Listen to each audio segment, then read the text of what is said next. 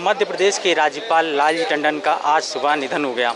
इस समय हम खड़े हैं लालजी टंडन के आवास के ठीक सामने। अभी प्रदेश के उप मुख्यमंत्री डॉक्टर दिनेश शर्मा आए उनको श्रद्धांजलि देने के लिए।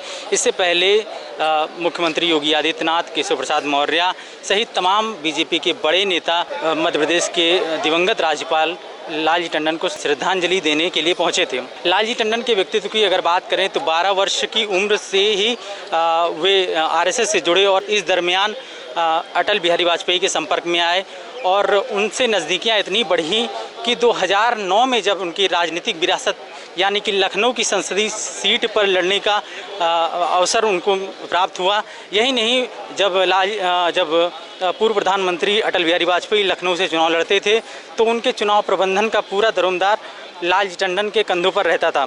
इनके राजनीतिक सफ़र की अगर बात करें तो 1960 में से इनका राजनीतिक सफ़र शुरू हुआ। वे 2 बार पार्षद निर्वाचित हुए। इसके बाद वे 3 बार विधान परिषद सदस्य और उसके बाद विधायक रहे और प्रदेश सरकार में कल्याण सिंह की जब सरकार थी तो वे मंत्री रहे। इसके साथ मायावती सरकार में वे नगर विकास मंत्री रहे। उनके राजनीतिक कौशल को इस प्रकार भी समझा जा सकता है कि उनका जो व्यवहार था, जो कौशल था, वो न सिर्फ बीजेपी में बल्कि सभी पार्टियों के बड़े नेताओं से उनके बड़े मधुर संबंध थे।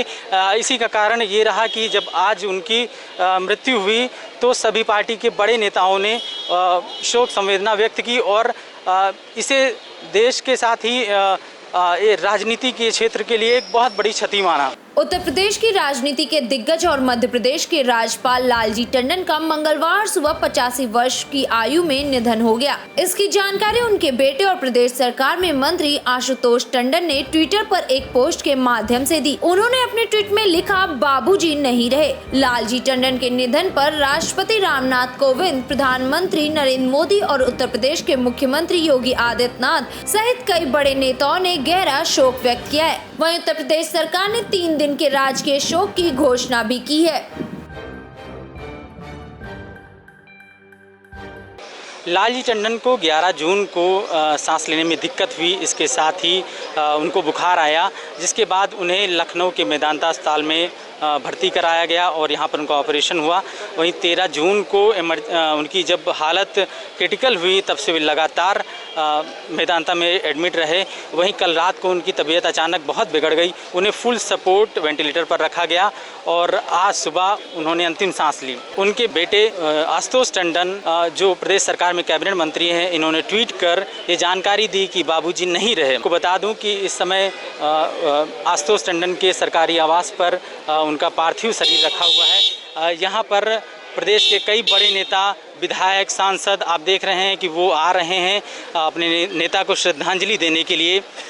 यहाँ पर काफ़ी देर से बड़े नेता और मंत्री सभी लोग यहाँ पर, मुख्यमंत्री योगी आदित्यनाथ, राज्यपाल, सभी लोग यहाँ आए और उन्होंने लालजी टंडन के पार्थिव शरीर को श्रद्धांजलि दी। आपको बता दें कि इसके बाद इनका पार्थिव शरीर चौक स्थित इनके आवास पर रखा जाएगा, जहां पर देश के रक्षा मंत्री और लखनऊ से वर्तमान सांसद राजनाथ सिंह श्रद्धांजलि देंगे। उसके बाद लगभग 4:30 बजे इनका गुलाला घाट में अंतिम संस्कार किया जाएगा। लालजी टंडन लखनऊ वासियों के बहुत ही प्रिय नेता रहे। शायद इसी का कारण ये रहा कि यहाँ पर काफ़ी देर से लोगों का एक उनके दर्शन के लिए, उनके पार्थिव शरीर के दर्शन के लिए तांता लगा हुआ है। हालांकि उनके बेटे आशुतोष टंडन ने ट्वीट कर ये कहा था कि सोशल डिस्टेंसिंग का पालन करते हुए, कोरोना प्रोटोकॉल का पालन करते हुए आप लोग घरों से ही श्रद्धांजलि दें।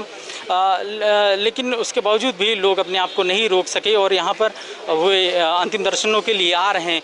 वहीं पर प्रोटोकॉल का भी कुछ हद तक ध्यान यहाँ पर रखा जा रहा है कि इस कोरोना पीरियड में जो इतना संकट का समय है, तो इस समय में इस महामारी से बचाव के लिए लोग दूर दूर रहें और इस प्रोटोकॉल का ध्यान रखते हुए अपने प्रिय नेता के अंतिम दर्शन कर सकें। कैमरामैन जितेंद्र के साथ शशांक।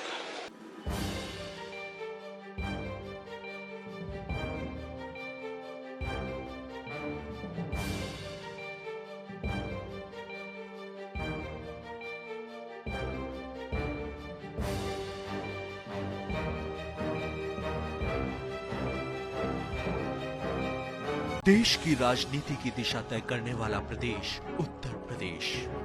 यहाँ की हर छोटी बड़ी खबर से आपको कराएंगे रूबरू। LNV इंडिया, आपका अपना न्यूज पोर्टल। लॉग इन करें www.lnvindia.com।